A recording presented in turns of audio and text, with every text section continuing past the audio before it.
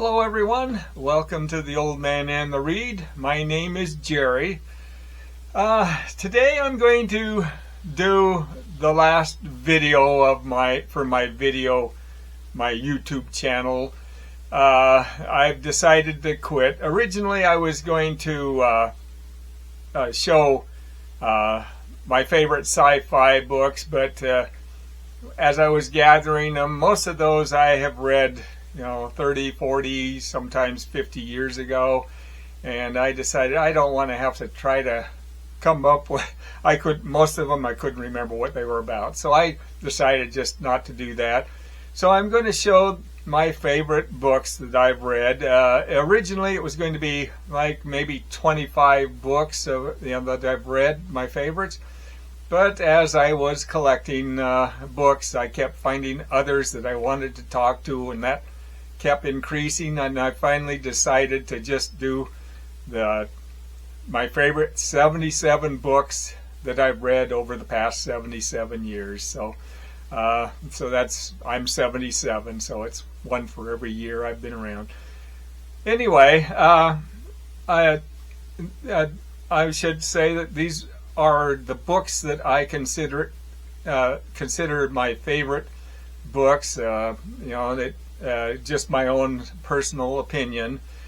I decided to limit it to just one book per writer, because some of the writers I would want to include almost everything they wrote, and that just complicates it even more. And I decided I'm going to start with my favorite books and then work backwards to eventually the lower number, just because most people only watch the first few minutes of my videos, and I thought I'd show my top favorites, and then if somebody's interested they can continue watching on through. So anyway, with that, I'm going to pause the tape and gather my books, and then I'll start showing them. Okay, I've got my books organized, so we'll start showing them.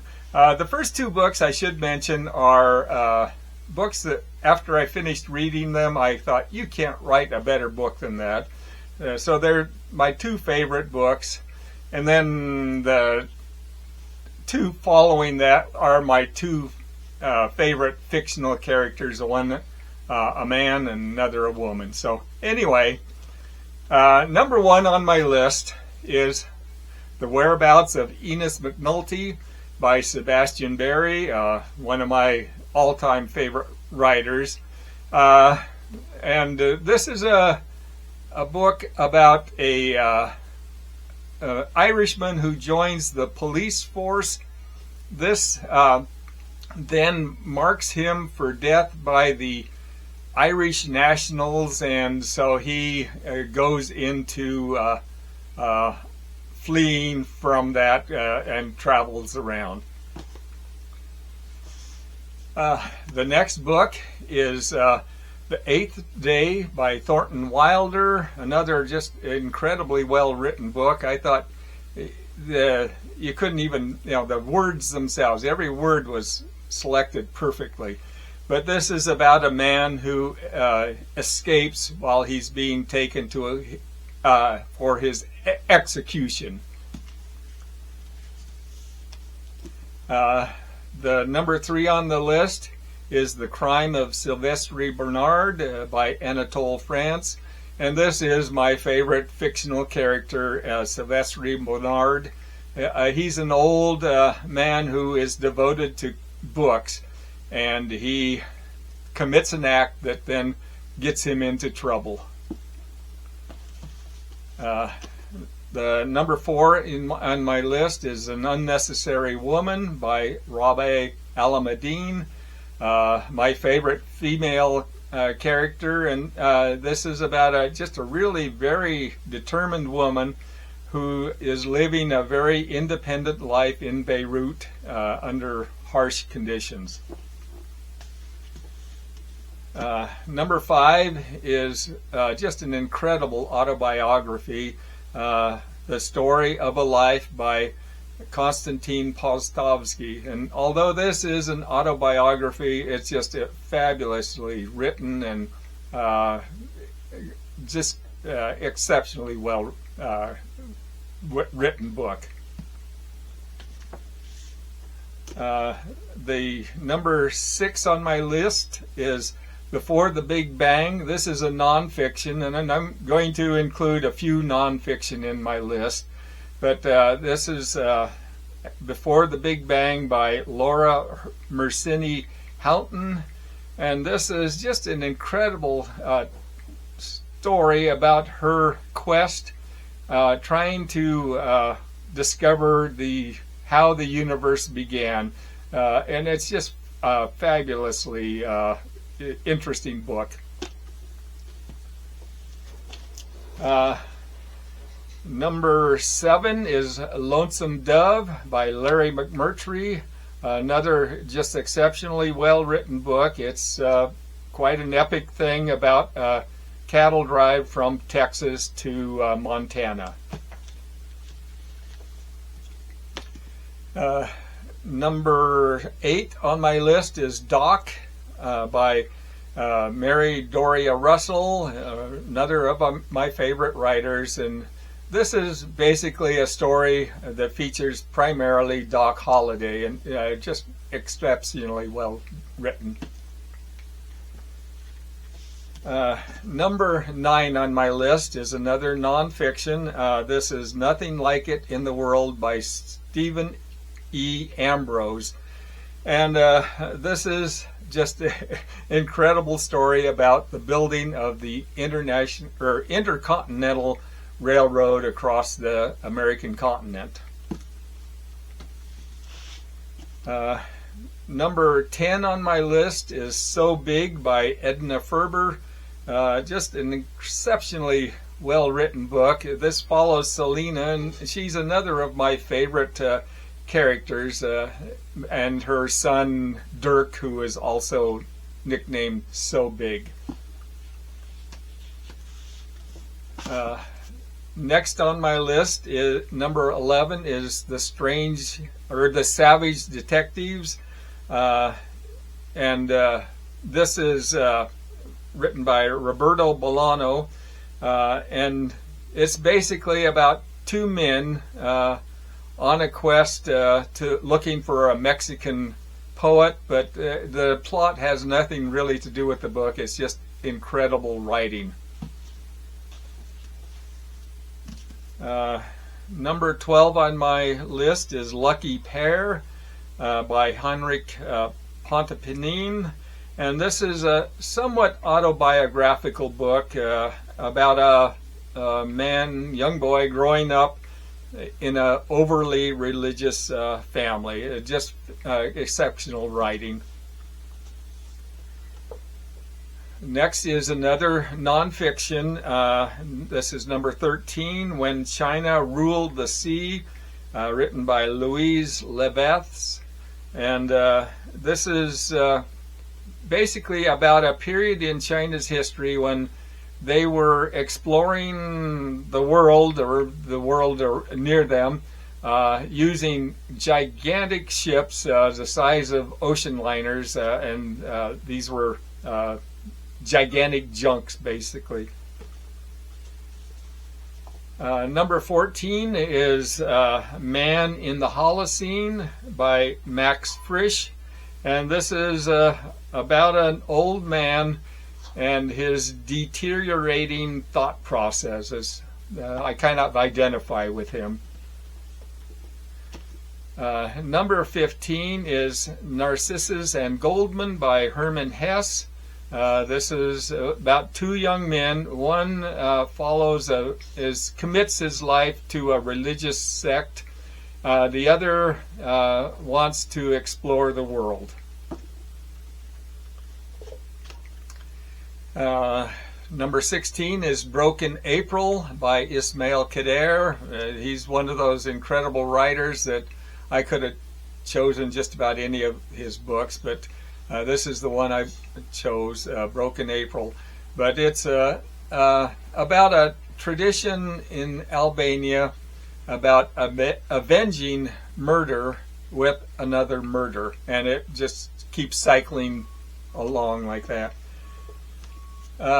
Number 17 is The Conversation at Kurlo Creek by David Malouf, another writer. I could talk about most of his books, but this is his favorite of mine, and it's about an all-night conversation between a condemned man who is to be executed in the morning and his guard.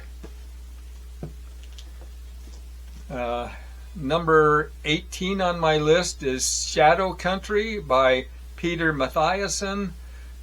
Just an incredible book about an outlaw named Watson who is living in the Florida swamps, threatening his neighbors, and they eventually kill him. Number 19 on my list is Rare Earth, another nonfiction by Peter Ward and Donald Brownlee, and it basically explains why they think that advanced life is exceedingly rare in the universe. Number 20 is Lamb in His Bosom by Carolyn Miller, and this is about a very determined woman living in the backwoods of Georgia leading up to the Civil War. Number 21 is The Cave by Jose Saramago, another of those writers that I could just about used any of his books to talk about, but this probably is my favorite. It's about an old man who's a potter, but his work is being replaced by plastic, and it's about his dealings with a complex known as the center. Number 22 on my list is Midnight's Children by Salman Rushdie, one of those really incredible writers. I've read just about everything he wrote. But this is about a man who's born at the stroke of midnight, the first of 1001, born in the first hour of the first day that India gains its independence, and his life story kind of parallels that of the history of India. The next is really an incredibly good book, 1491. This is number 23 on my list by Charles C. Clarke. And it's basically about the people in America before the Europeans and before Columbus arrived. And it's about some of the very advanced civilizations that were here. Number 24 on my list is The City and the City by China Miéville. He's an incredible writer. I've read just about everything by him. But he writes really strange books. And this one I think is my favorite. But it's about a murder mystery that takes place in an area where there's two cities sitting at the exact same place, each oblivious to the other. Number 25 is Death's End. This is by Cixin Liu. This is the third of trilogy that is the three-body trilogy. But it's probably the best science fiction I've ever read, and it incorporates just about every area of physics, and including even theoretical physics or speculative physics. Number 26 is The War at the End of the World, or The War of the End of the World by Mario Vargas Llosa. And this is about a war between the government and a Holocaust or apocalyptic cult that is in the Amazon. And number 27 is The Last Days of the Incas. This is another nonfiction by Kim McQuarrie, and it's about a very small army of conquistadors who basically conquer the Incan Empire in what is now Peru. Okay, so that is the pile of books I have right now, so I'm going to pause this and get another pile. Okay, I've got another pile of books here. So number 28 on my list is Soul Mountain by Gao Jingjin. And this is very uniquely written, almost like abstract poetry, but it's about a man's spiritual journey through China.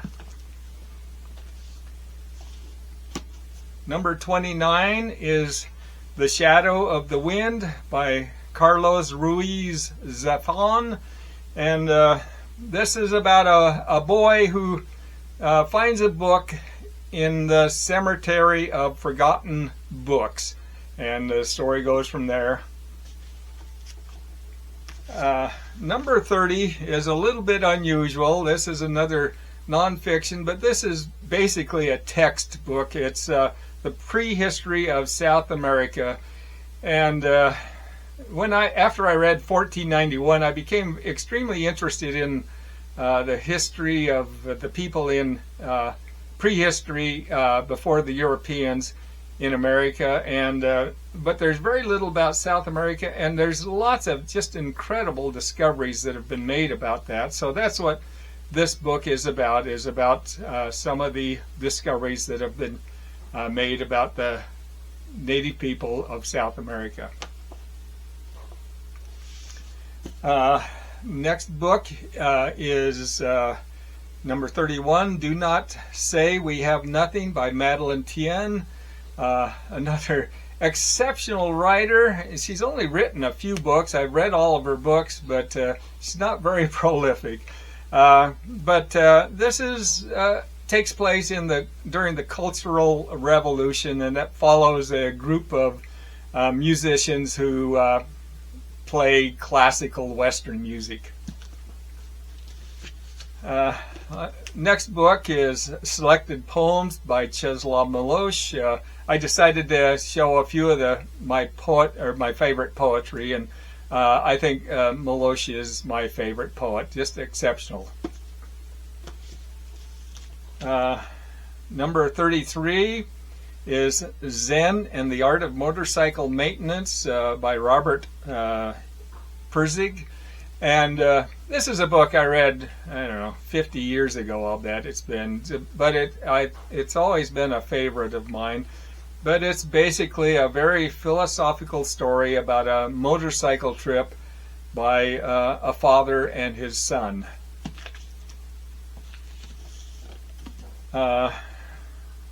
Number 34 is Wild Swans by Zhong Chang.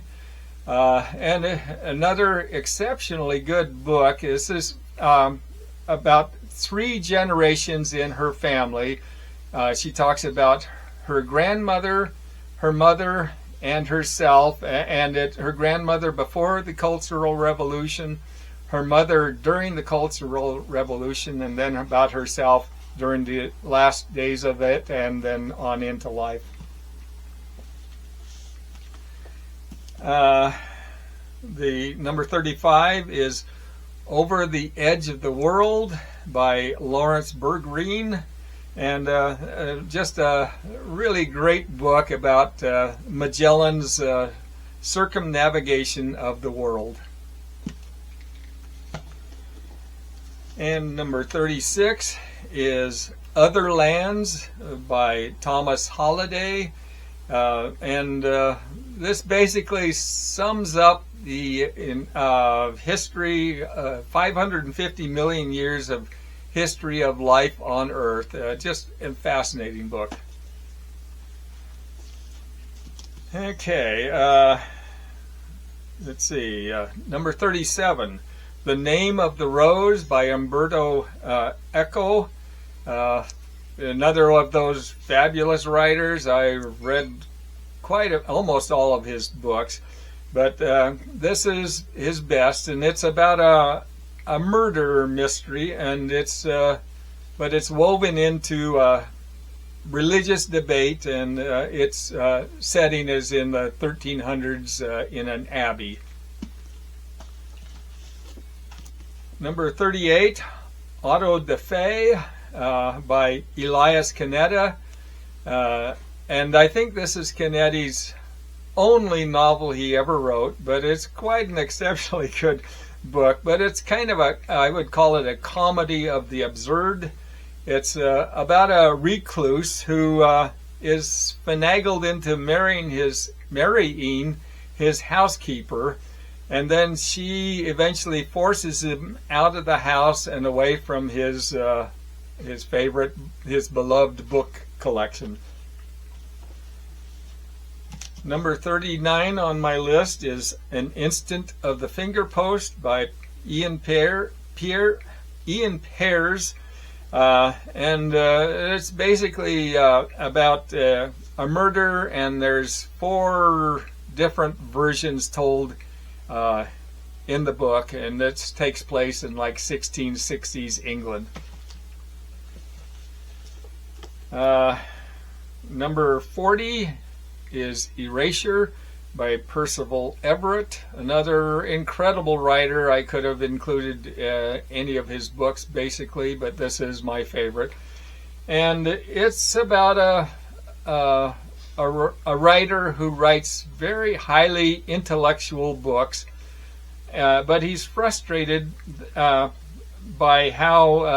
the limits that society places on black writers. He then writes just really a trashy book that has every racist stereotype in it, and it becomes an instant hit.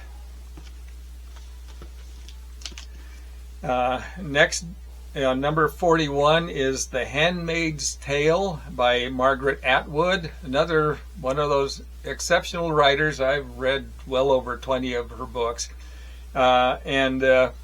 But this is the favorite of mine.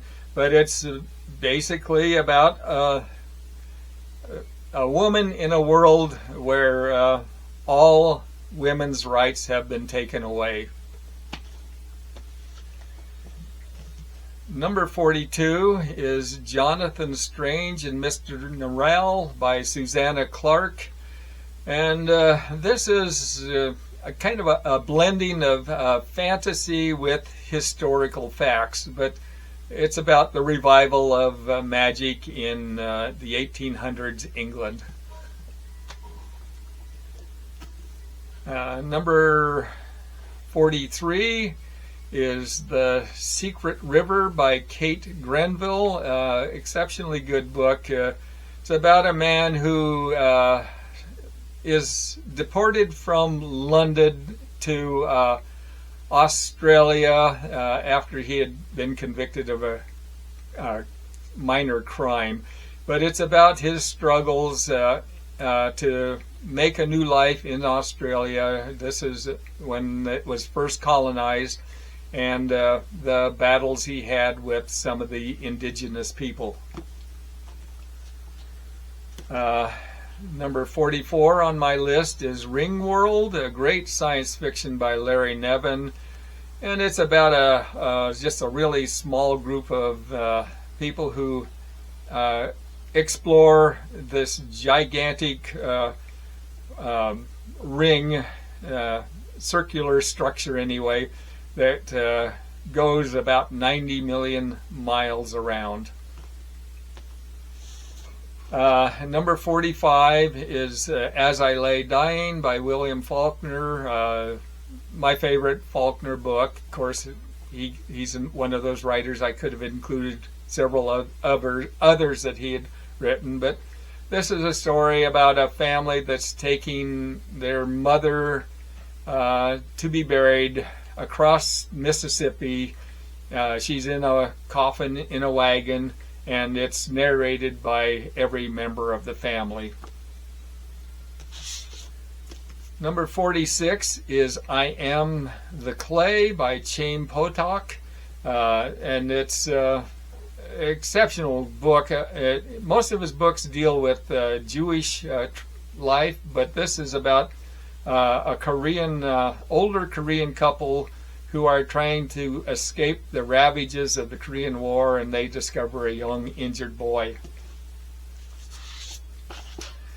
Number 47 is Blood Meridian by Cormac McCarthy, another incredible writer, but this is probably my favorite of his. But it's a very violent book, follows a young 14-year-old boy known as the Kid.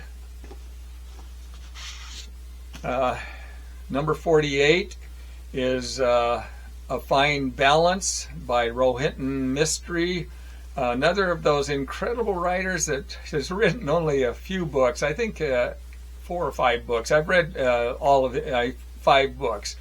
But this is about 4 individuals' lives and how they intersect during a time of great upheaval in 1970s India. Number 49 is Out Stealing Horses by Per Pedersen, and it's basically about an old man reminiscing about events that happened when he was 15. Next book is the number 50 on my list is Wonderful Life by Stephen Gould. Exceptionally good book. It's basically about the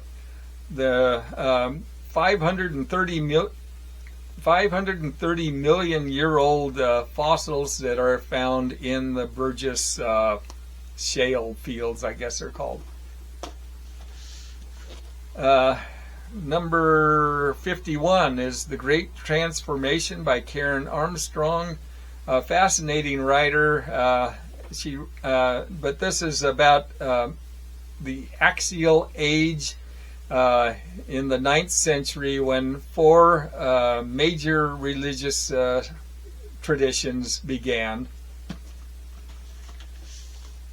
Number 52 is Leonardo Da Vinci by Walter Isaacson.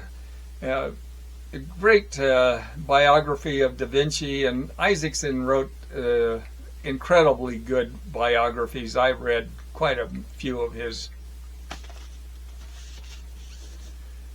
Okay, the next 53 is Poems New and Collected, 1957 to 1997, by Wisława Szymborska, another of my favorite poets. Number 54 is The Color Purple by Alice Walker. It's an exceptionally good book, but it's told through a whole series of letters by Celia. The first half of the book are letters that she writes to God, talking about the abuse that she is suffering under. And then the second half are letters to her sister Nettie that apparently nobody ever received. Okay, I just gathered up my last stack of books, so I'll show you what I've got, starting with number 56, The Long Take by Robin Robertson. And this is a story that follows a veteran from World War II, I think it was, who has PTSD, and it's written entirely in verse. Number 57 is The Stone Diaries by Carol Shields, another of those writers. I've read just about everything she wrote, a fabulous writer. And this is a story of a woman's life, and each chapter is about a different period in her life. Number 58 is The Machinery of Life by Dennis Ed Goodsall. And this basically discusses the incredibly mind-boggling complexity of cells and explains about how even with the simplest task, what the incredible amount of complications that occur in the cell itself. Number 59 is Caucasia by Danzy Senna. Great book. It's about racial identity, and it follows the daughter of a white woman and a black man. She is fair-skinned, and her sister is dark-skinned. The next, number 60 on my list, is an episode in the life of a landscape painter by Cesar Era. Cesar Era, I've read just about everything is translated into English. All he wrote were these little tiny thin books, so you could read them in just a couple hours.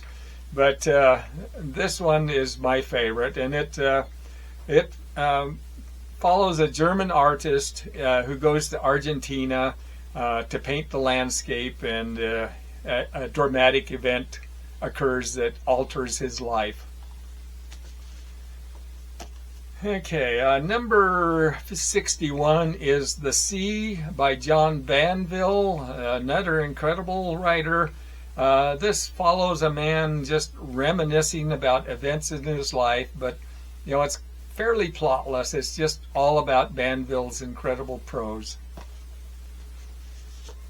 The next, 62, is Henderson, the Rain King by Saul Bellow. Saul Bellow's another favorite, and I think this is my favorite from him. But it's about a wealthy man who goes to Africa to try to find himself, and while there he performs a feat of strength that earns him the title of Rain King. Number 63 is Paskelly's Island by Barry Unsworth. My favorite Unsworth book. This is about a man who goes to a Greek, or is on a Greek island for 20 years. He's a spy for the Ottoman Empire. He's been there for 20 years. Constantly sending reports, but never hears back from his superiors. The next book is number 64, The Time of Our Singing by Richard Powers. Another exceptionally good book, exceptional writer. And I've read most of what Richard Powers has, but this is, I think, my favorite. And it's about a mixed race family that is dealing with the racism, and it occurs during the time of the civil rights in the 1960s.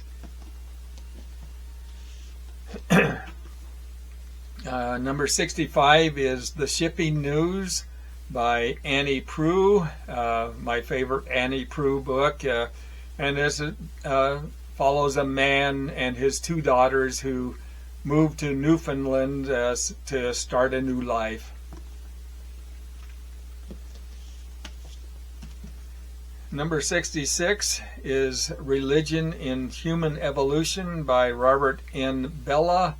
A very complex, dense book, but it basically about the entanglement of religion in the development of societies. Next book is a little bit unusual. This is by Bob Dylan. It's let's see, it's lyrics, 1962 to 1985. So this is number 67 on my list. And it's just, after he won the Nobel Prize, I had to get this book just to see what they were talking about. And incredible. His lyrics are so poetic. It's some of my favorite poetry, actually. Number 58 is Gilead by Marilyn Robinson. And this is about an old minister who is dying, and he writes a very long letter to his very young son to be read when he's grown. Number 69 is Plain Song by Kent Harif, another of those writers that I've read most of what he's written, and I think this is my favorite. But the story follows basically two narrations. One follows a father and son, and the second is about a pregnant 17-year-old and a couple of elderly men. Number 70 on my list is Cook by Nicholas Thomas, and this is about the voyages of discovery that James Cook made in the 1770s. Number 71, Earth Abides by George Stewart. I really enjoyed this book. It's about a man who is one of the very few survivors on Earth of a virus that wipes out just about all of humanity. Number 72 is Cat's Cradle by Kurt Vonnegut, and I've read so much of Kurt Vonnegut, I thought I should include him on the list. And but this is basically a satire of the end of the world, and it involves a chemical compound known as Ice-9. Number 73 is The Trees by Conrad Richter. This is the first of a trilogy of books that are titled the Awakening Land Trilogy, and it's about the first pioneers that settled in the Ohio wilderness. Next is The Immigrants by W.G. Sebald, and this is 4 stories of immigrants based on memories, and these memories include suicide, depression, and the Holocaust. Number 75 on my list is Other Minds by Peter Godfrey Smith, and I was just fascinated by this book. It's about the completely separate evolution of the octopus, completely separate from any other advanced life on Earth. Number 76 is The City of Akhenaten and Nefertiti, and by Barry Kemp, and it's basically about Akhenaten setting up his own Egyptian capital that was only there just a few years. And number 77 on my list is Ridley Walker by Russell Hoban. This book, when I decided to do 77 books, I thought I'm going to list this. This will be just number 77, and it's just a very unique book. It's told by Ridley Walker, and he talks in a very fractured language about the world after a nuclear holocaust, and it's written in what they call Ridley talk. But those are my favorite books, my favorite 77 books. So anyway, if you made it through this entire video, I want to thank you. If not, that's fine. I thank you anyway. And this is my last video, so I want to thank any of you who have been watching them, and I hope to, well, I'll just say goodbye. Thanks.